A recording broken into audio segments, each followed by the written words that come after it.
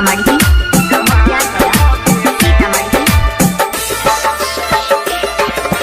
चमक रूप तोहर पूर्णिमा के चान भ गेले। चमक रूप तोहर पूर्णिमा के चान भ गेले।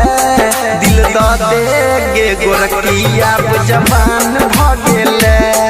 दिल द दे गे गोरखिया जवान भ गेले। दिलवा हमर चोरैली हमर जान भ गेले। दिलवा हमर चोरैली हमर जान भ गेले। दिल द दे गे गोरखिया जवान भ गेले।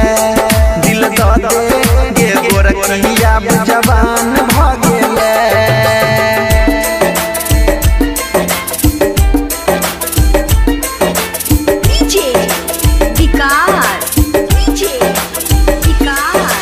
मटियार कला सीतामढ़ी मटियार कला सीतामढ़ी।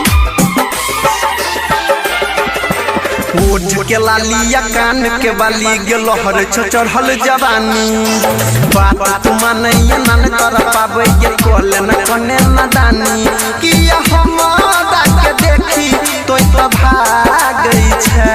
तीर नजर के दिल पर दागै छै। गाल तोहर चिकने लौ साचो सयान भ गेले। गाल तोहर चिकने लौ साचो सयान भ गेले। दिल द दे गे गोरखिया जवान भ गेले।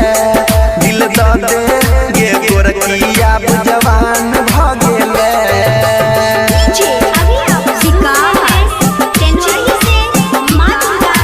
मटियार कला सीतामढ़ी मटियार कला सीतामढ़ी। अनिल सन छौरा न मिलत तो दोबारा के बात हमर तोय माने। अपन लभर के हुई वाला बर के गया बत तोय पहचाने। ओ मरतीस के जान इहे यराजी छो। बाकी आगे के तोहरे सब मराजी छो।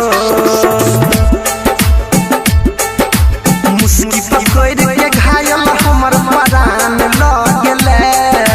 मुस्की पकड़ के घायल हमर प्राण लग गेले।